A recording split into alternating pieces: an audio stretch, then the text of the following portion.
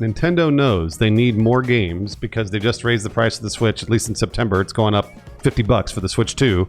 So they know they need more games. This Nintendo Direct was them saying, well, here you go. We got a bunch that are not necessarily brand new and not banner franchises, but they are big games. I mean, the Ocarina of Time remake's going to be huge. Yeah, solid lineup and pretty much firing all guns. And this pace of software is pretty outstanding, which makes me wonder, I think like some other people, not all these are probably internally developed. I wonder about the Ocarina of Time remake, especially since it was ready to go so suddenly after announcement.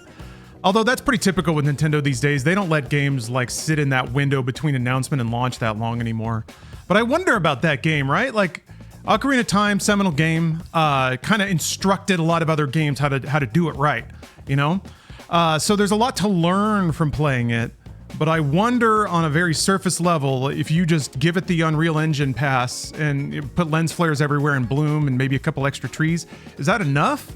Because by today's standards, it's kind of a sparse game. I mean, it's a beautiful game. The atmosphere is still there.